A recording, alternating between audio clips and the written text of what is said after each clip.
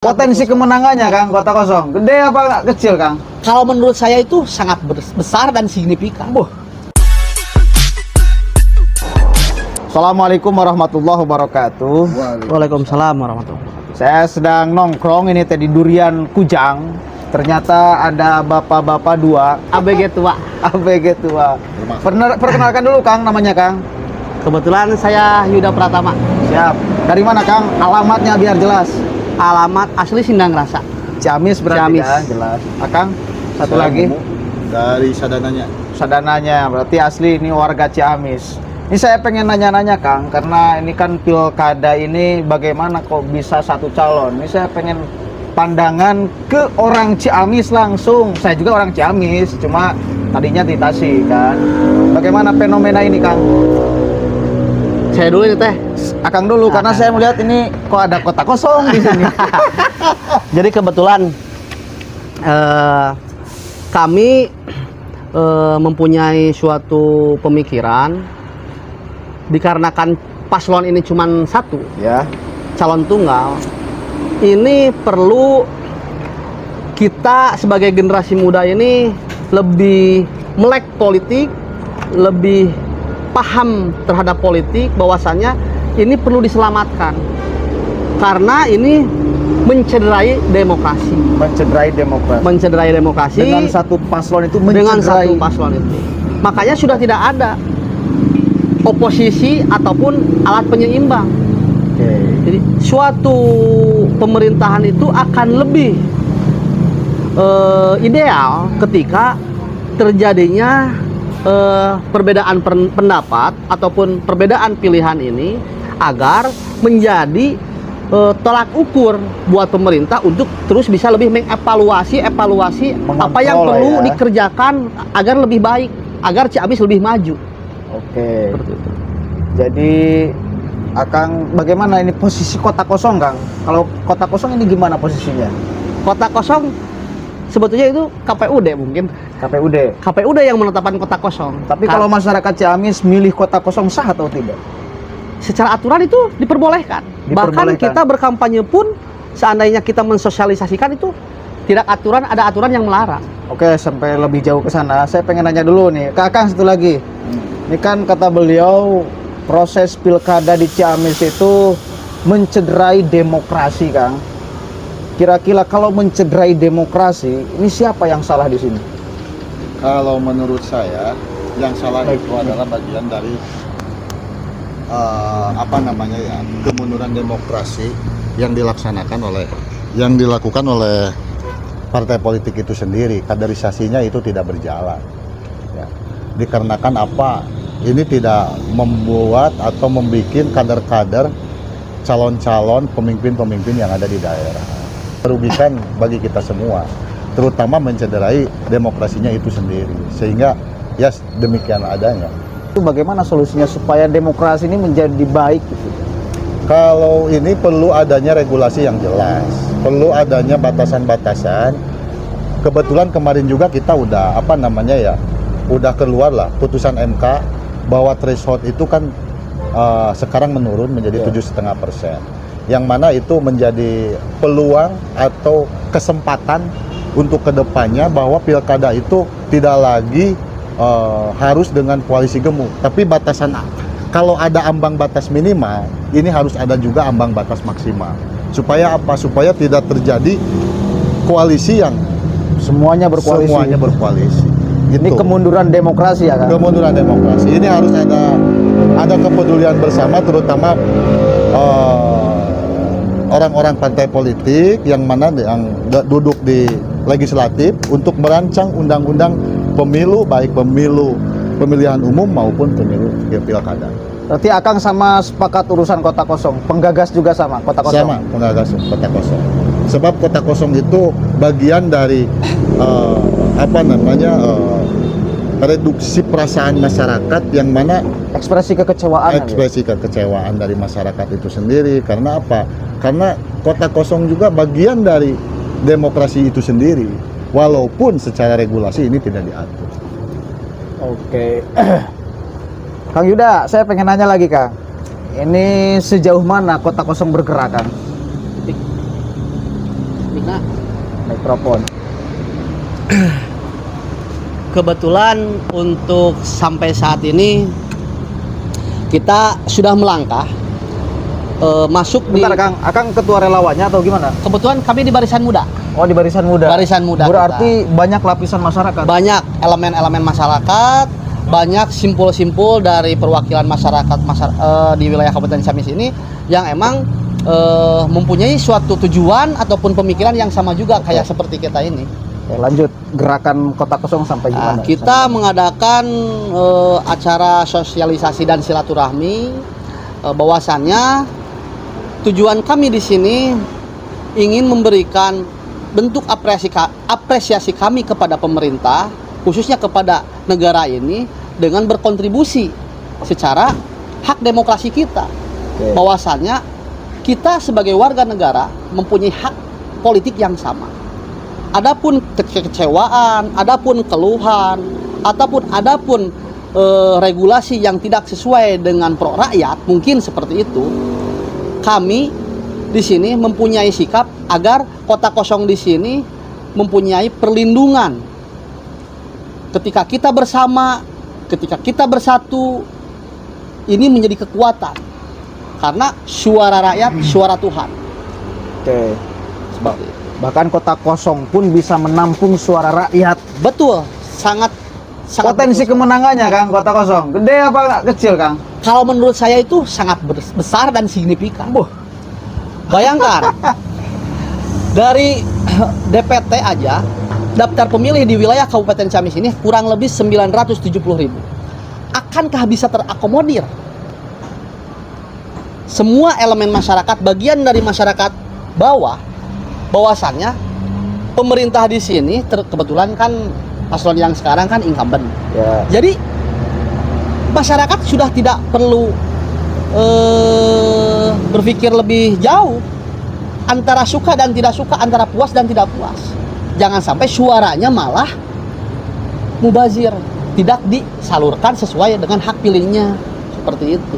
Jadi pokoknya optimis Kota Kosong menang. Optimis saya.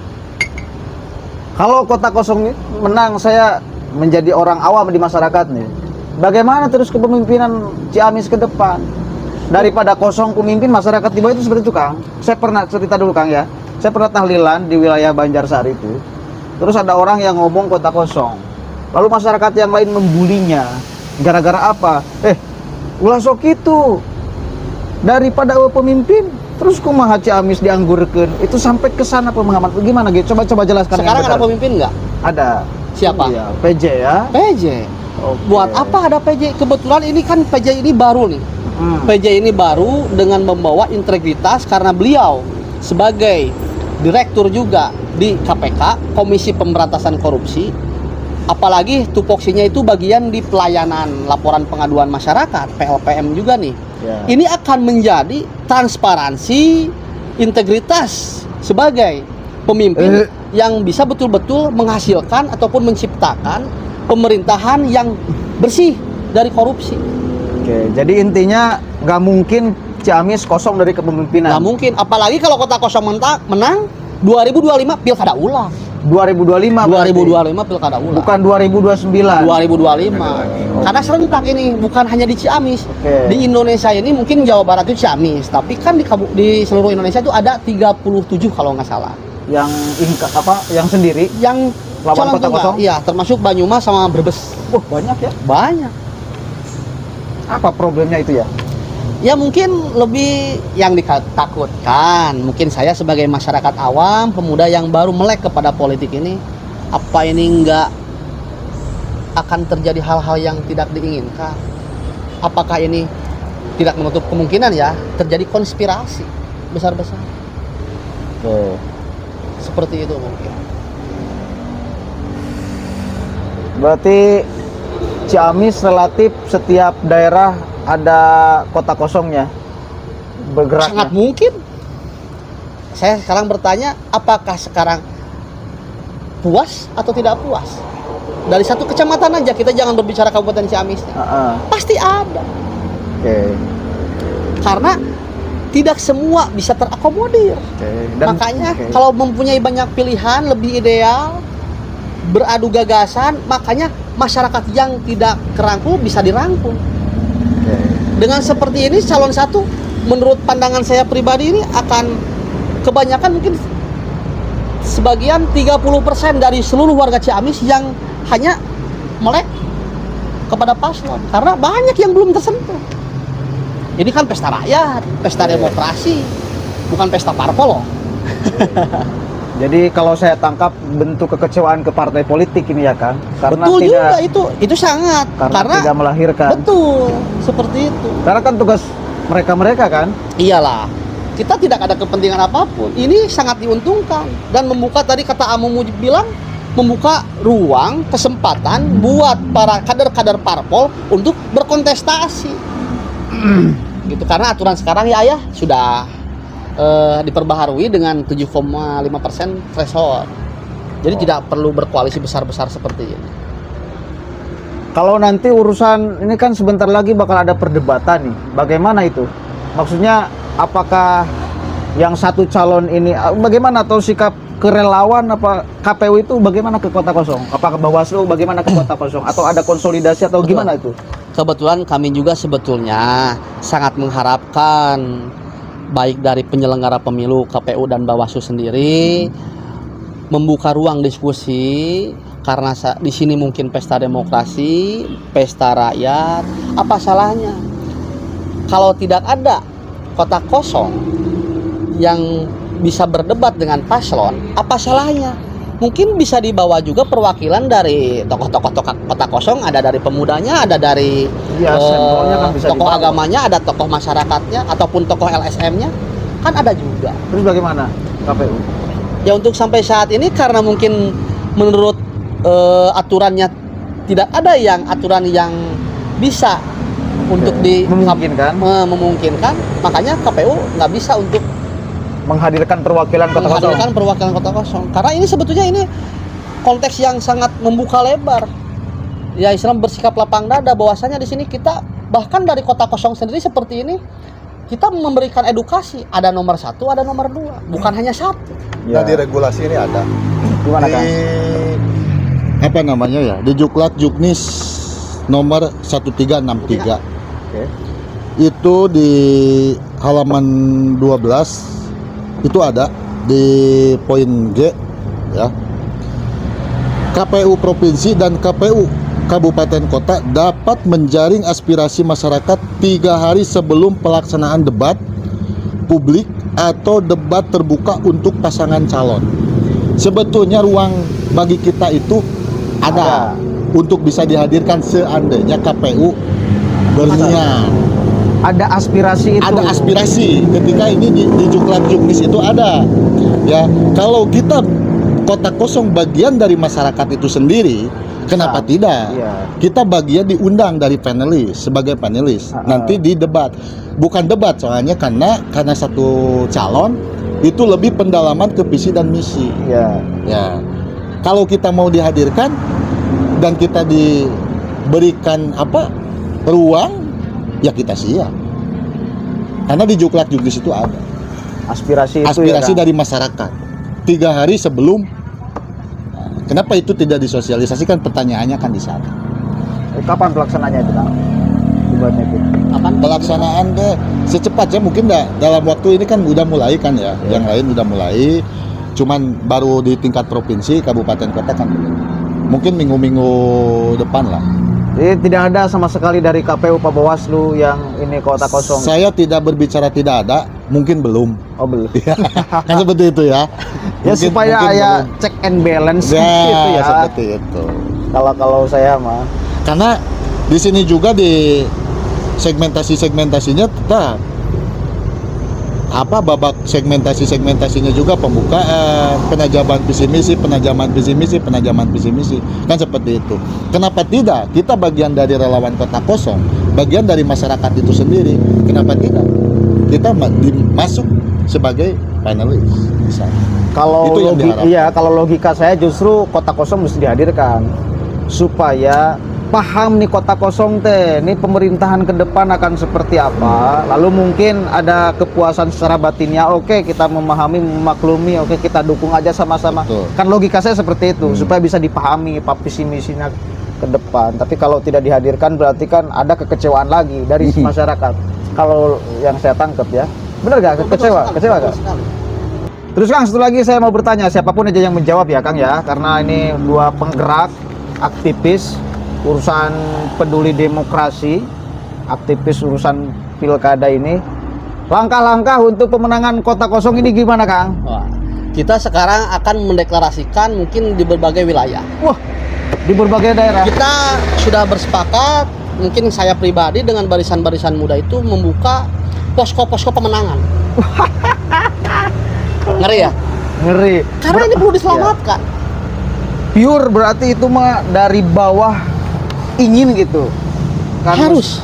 Iya, Ya iya. mungkin kita mudah-mudahan bisa menjadi bagian dari para pejuang demokrasi, karena ini kami mungkin cinta NKRI, setia bela Pancasila. Oke. Perlu kita jaga, perlu kita pertahankan. Karena kota kosong di sini ataupun demokrasi di sini ini untuk menjaga keutuhan. Oke. Ini amanat undang-undang. Oke, yang pertama saya bisa tarik kesimpulan. Yang pertama, kota kosong itu adalah bisa dipilih. Bisa dipilih. Kita juga hak masyarakat untuk menyampaikan aspirasi. Betul. Yang kedua, kota kosong ini peluang kemenangannya besar. Besar. Yang ketiga, di setiap wilayah sebentar lagi mau ada deklarasi pemenangan kota kosong. Betul. Bakal ada saksi kota kosong. Kita saksi sukarela. Kalau secara saksi dalam aturan kita Tidak ada. tidak diatur, sebab kita bukan sebagai pasangan calon. Oh iya.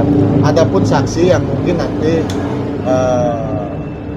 bisa bisa dilaksanakan atau dilakukan itu melalui lembaga-lembaga yang didaftarkan secara langsung ke KPU. Oke. Karena kita bukan pasangan, kita bukan sebagai lembaga, kita murni adalah gerakan moral yang timbul dari masyarakat itu sendiri. Oleh karena itu mungkin perlu kesadaran bersama, perlu dukungan bersama baik masyarakat yang peduli terhadap situasi dan Untuk kondisi Ciamis. demokrasi ini. Bu, saya sangat mengharapkan partisipasinya, dan kita juga dari barisan Aliansi Relawan Kota Kosong juga sedang mempersiapkan apa itu yang namanya kayak apa ya, semacam wadah yang Wadah nanti aspirasi. bisa melaporkan situasi dan kondisi, baik itu pemungutan, baik itu penghitungan, dan hasilnya juga nanti kayak rekapitulasi kita nanti nanti disosialisasikan terhadap masyarakat, supaya apa? Saya di sini mau dibutuhkan adalah partisipasi masyarakat itu sendiri. Jadi gerakan murni moral ini Iya, ya, kan. yang peduli demokrasi dan peduli Ciamis ke depan. Oke, terima kasih Kang Yuda dan Kang Mumu. Sama-sama. Mudah-mudahan kota kosong tidak sukses. Sukses ya. Siap. Assalamualaikum warahmatullahi Siap. wabarakatuh. Jangan lupa Kota kosong.